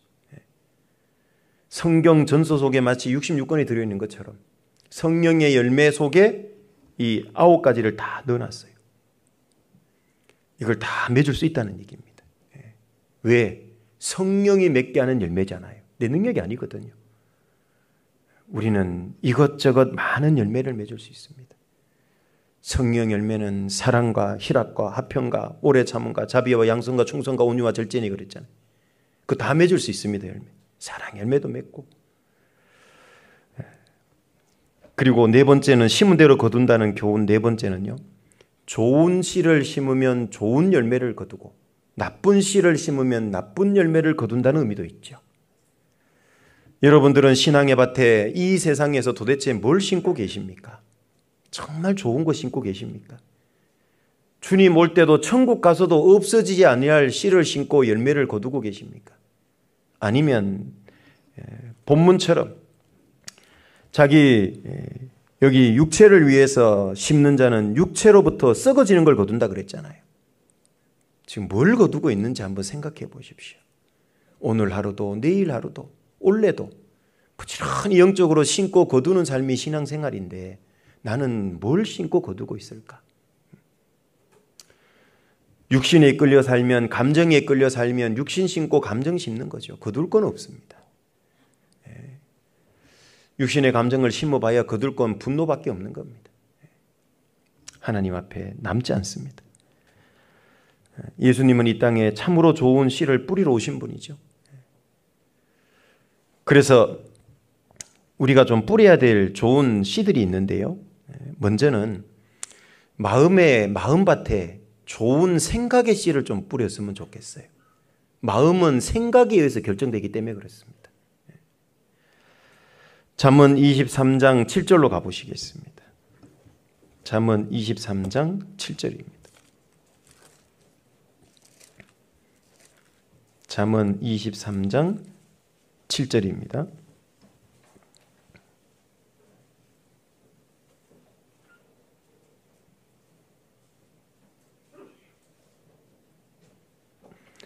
(23장 7절) 같이 읽어보겠습니다.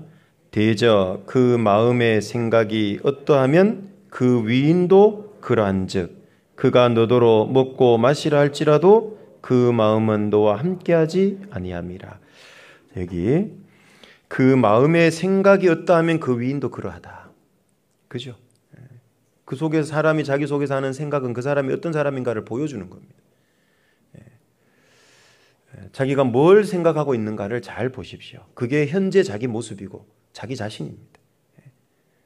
내일의 모습은, 내가 그리고 있는 내일의 모습은 내 자신의 모습이 아닙니다. 주님 앞에 설 때의 내 모습도 아닙니다. 주님 앞에 설 때의 내 모습은 현재 내 모습입니다. 내가 지금 뭘 생각하고 있죠? 그게 내 모습입니다. 그래서 대저 그 마음의 생각이 어떠하면 그 위인도 그러하다. 그 사람도 그렇다는 얘기입니다. 그러니까 이 생각은 아주 중요합니다. 어떤 생각을 하느냐에 따라서 그 사람의 신앙 상태가 완전히 달라집니다. 다윗과 골리앗의 싸움에서 다윗은 하나님을 의지하고 나가니까 어때요? 기꺼이 골리앗 앞에 나가잖아요. 하나님과 함께하고 이길 수 있다는 생각을 갖고 나가면요. 무슨 생각을 할까요? 야, 저렇게 큰데 물맷돌 던지면 어디라도 맞겠다. 이렇게 생각하지 않겠어요? 그런데 안 된다고 생각하면요. 야, 요까지 건 물맷돌이 저 거인을 어떻게 넘어뜨려? 그럼 이미 패배한 겁니다. 그건. 자기가 무슨 생각을 하느냐에 따라서요. 마음이 결정되고 마음이 결정되면 삶이 결정돼요. 그렇죠? 뭔 생각하고 사십니까? 죄송하지만 교회당 올 때마다 센트라스 보고 좋겠다. 나는 언제 저런 센트라스에 한번 살아보나? 자나깨나 그 생각하면요. 그 사람은 주가 센트라스예요. 그게. 그죠? 나는 자나깨나 뭘 생각하는지 한번 생각해 보셔야 돼요. 내가 뭘 생각하지 하루에? 유튜브로 생각 많이 한다든지 인터넷을 많이 생각한다든지 어디에 시간을 많이 보내는지 한번 생각해 보세요. TV와 홈쇼핑과 시간을 많이 보내는지 인스타에 시간을 많이 보내는지 페이스북에 시간을 많이 보내는지 카톡에 많이 보내는지 한번 잘 생각해 보세요. 자기가 제일 많이 생각하고 있는 게 자기 주입니다. 주. 자기 보물 있는 곳에 그 마음도 있다 그랬으니까. 제일 많이 생각하는 게 그 사람의 보물입니다. 보물. 그래서 마음에다가 좋은 이 생각의 씨를 뿌려야 됩니다. 올바른 생각하려고 그러면 어떻게 해야 될까요? 올바른 걸 보고 들어야죠. 그래야 올바른 생각하게 됩니다. 잠언 4장 잘 아시겠지만 잘 아는데 잘 안 되죠. 잠언 4장 23절.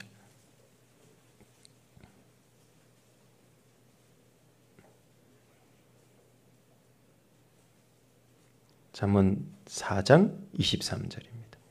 무릇 지킬 만한 것보다 더욱 내 마음을 지키라. 생명의 근원이 이에서 남이니라. 마음 잘 지키려면 아까 생각 잘 지켜야 된다 그랬죠?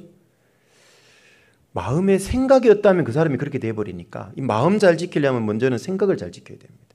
그 생각 잘 지키려니까 앞에 20절부터 22절을 잘해야죠. 내 아들아 내 말에 주의하며 나의 이르는 것에 내 귀를 기울이라. 그것을 내 눈에서 떠나게 말며 네 마음속에 지키라. 그것은 얻는 자에게 생명이 되며 그 온 육체의 건강이 됨이니라. 눈과 귀에서 말씀을 떠나게 하지 말라. 눈과 귀는 마음과 연결된 통로라 그랬죠. 신기하게 우리에 있는 지체 중에서 마음과 밀접하게 연결되어 있는 통로가 눈과 귀입니다. 무엇을 보여주고 무엇을 들려주느냐에 따라서 마음에 영향을 미칩니다. 내 눈에 나는 뭘 주로 보고 있을까? 내 귀에 뭘 주로 들려주고 있을까? 말씀을 가까이 하고 듣고 보고 하나님께 늘 기도하고 형제자매들 많이 보고 찬양 많이 보고 듣고 신앙적으로 유익한 걸 좀 많이 가까이 하면 좋겠습니다.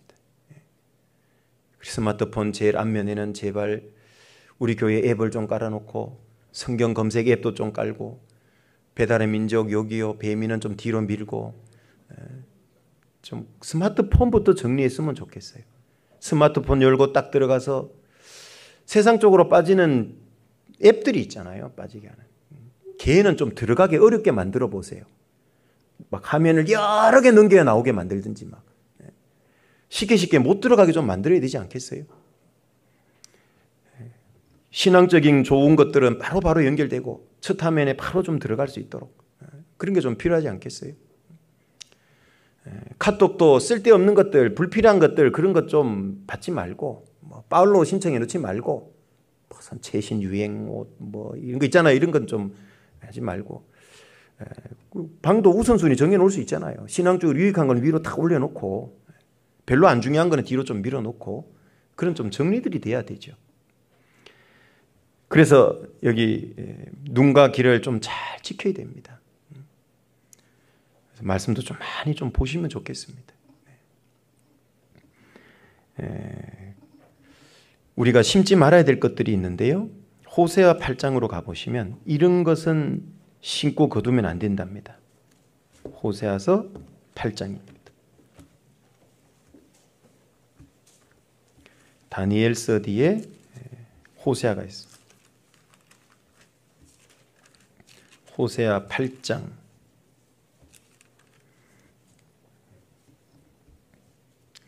호세아 8장 7절 8절입니다.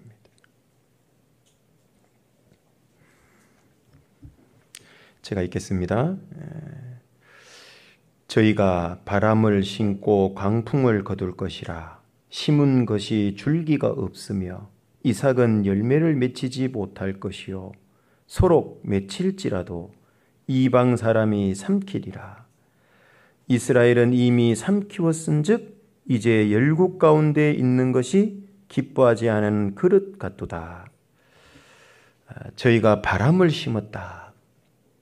특히 이 북이스라엘에 관한 말씀이죠. 호세아는. 북이스라엘은 잘 아시죠?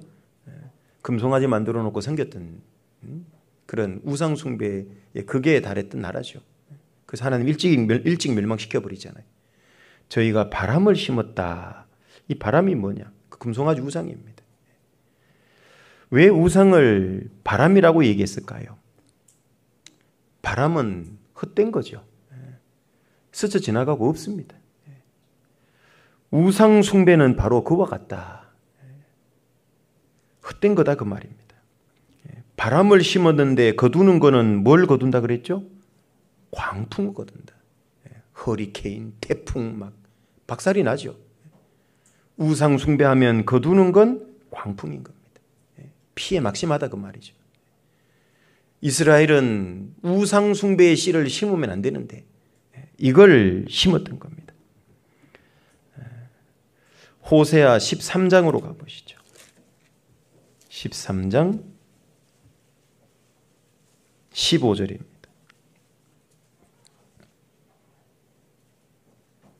13장 15절입니다.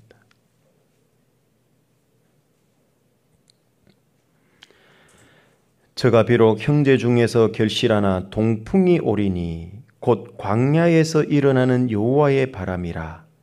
그 근원이 마르며 그 샘이 마르고 그 적축한 바 모든 보배의 그릇이 약탈되리로다.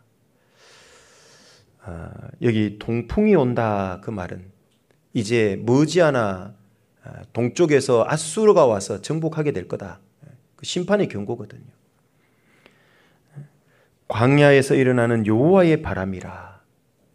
결국 그들이 거둘 광풍은 뭡니까? 우상 숭배의 결과는 하나님의 심판인 겁니다. 누구를 통한 심판입니까? 아수르를 통한 심판입니다. 우상 숭배라는 바람을 심었더니만 거두는 건 무시무시한 광풍을 거두죠.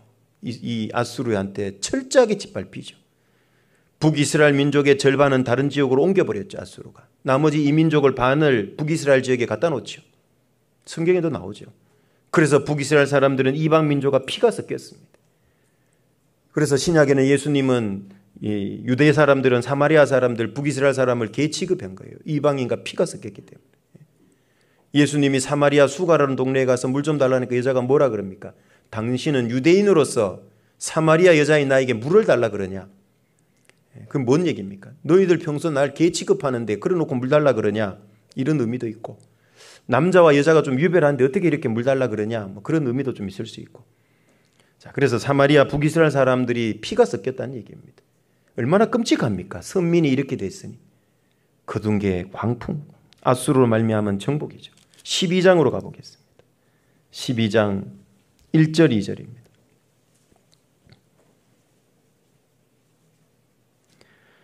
에브라임은 바람을 먹으며, 에브라임은 북이스라엘을 대표하는 지파죠. 그래서 북이스라엘을 에브라임이라고 표현한 겁니다.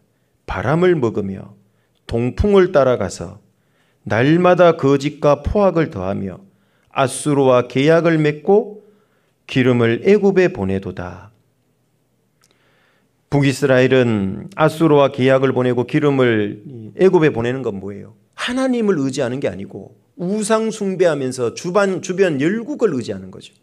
사람의 힘을 의지하고 있는 겁니다.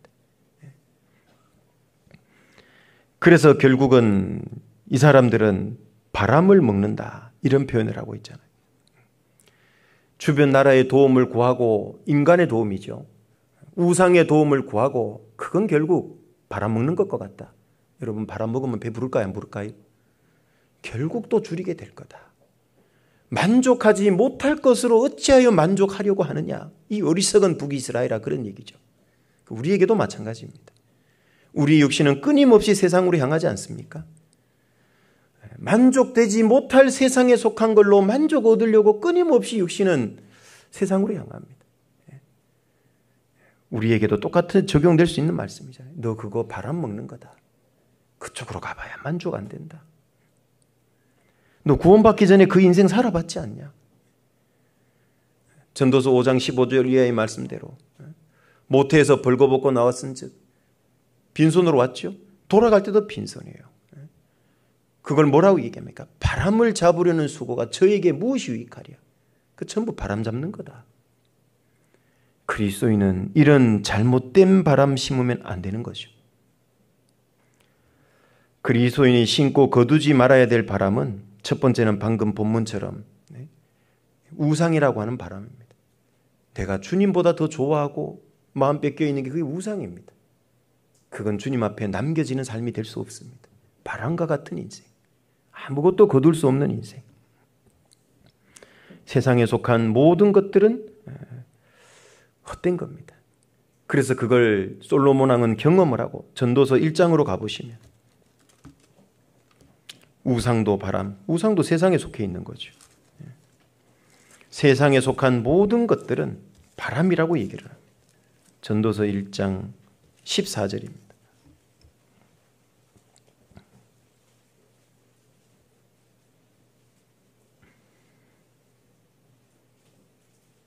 (1장 14절) 내가 해 아래서 행하는 모든 일을 본즉 다 헛되어 바람을 잡으려는 것이로다. 솔로몬 왕은 부귀영화를 다 누려본 사람이잖아요. 처첩이 1000명이에요. 어마어마한 재산을 갖고 있었습니다. 아버지가 물려준 통일왕국이 있었습니다. 백향목 궁의 상하 침상에서 아주 부귀영화를 다 누렸고 어마어마한 지혜도 하나님께 받았고 모든 걸 누려보고 솔로몬 왕은 모든 것이 헛되다고 그랬잖아요. 그건 바람을 잡는 것에 지나지 않는다. 2장 11절로 가보시죠. 2장 11절.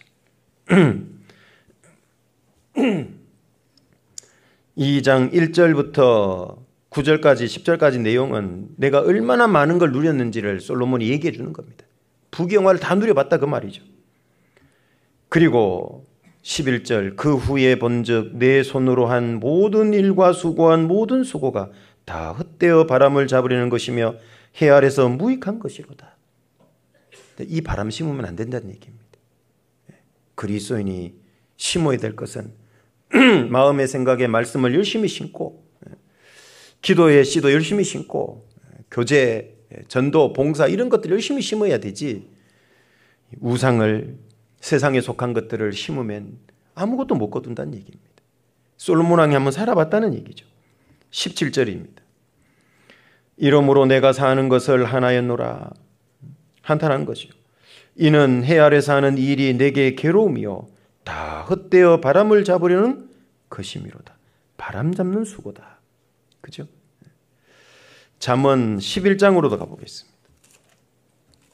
잠언 11장 29절입니다. 잠언 11장 29절입니다.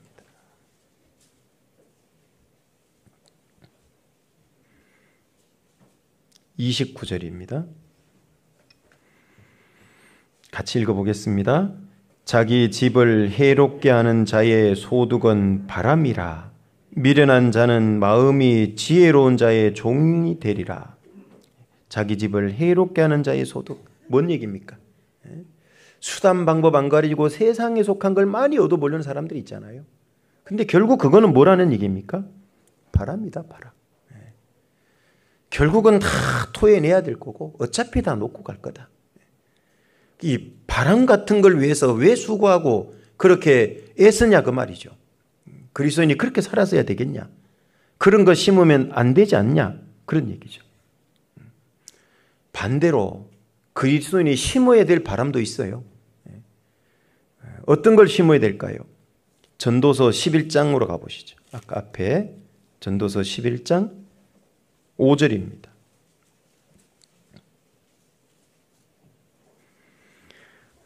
그리스도인이 심어야 될, 심고 거두어야 될 바람도 있습니다. 11장 5절. 바람의 길이 어떠함과 아이 벤 자의 태에서 뼈가 어떻게 자라는 것을 내가 알지 못한 같이, 같이 읽겠습니다. 만사를 성취하시는 하나님의 일을 내가 알지 못하느니라. 하나님과 성령의 역사는 마치 바람의 역사와 같다, 이렇게 얘기하죠. 바람이 어디서 부는지 임의로 불잖아요. 어디로 가는지도 모르겠어요.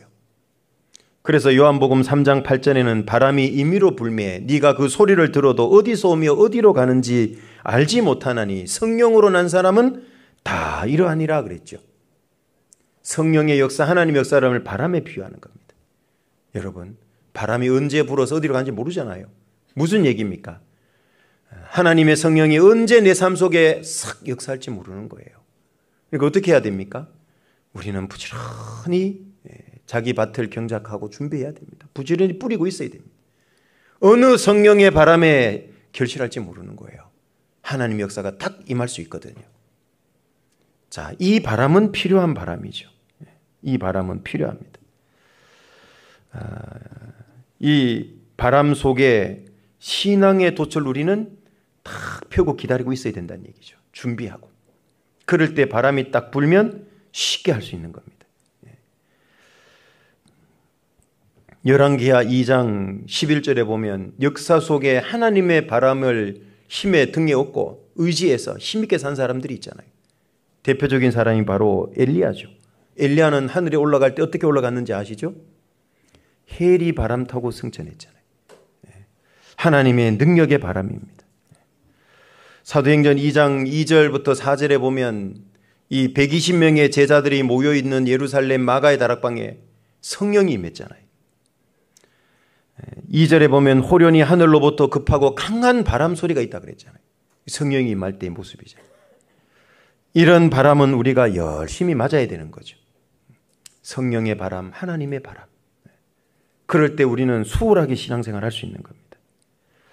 또 바람은 하나님의 심판을 곳곳에 의미하죠. 성경 여러 곳에 많이 나옵니다. 하나님께서 시편 1편 4절에 악인은 오직 바람에 나는 겨와 같도다. 심판의 바람입니다. 이런 심판의 바람은 성경에 아주 많죠. 구원받은 그리스도인은 이 하나님의 심판의 바람이 불기 전에 많은 영혼을 최대한 건져내야 되고, 이 심판의 바람이 분다는 걸 알고 있는 사람이잖아요. 전해야죠. 그리고 이 바람은 고난을 의미하기도 합니다. 그리스도인은 많은 고난의 바람을 맞죠. 그 고난의 바람을 통해서 우리는 어떻게 됩니까? 더욱 단단해지고 강해집니다. 이런 바람들은 맞아야 됩니다. 오늘은 좀 대략적인, 계략적인, 여기 신문대로 거둔다라고 하는 7절 위주로 말씀을 좀 이렇게 살펴봤는데요.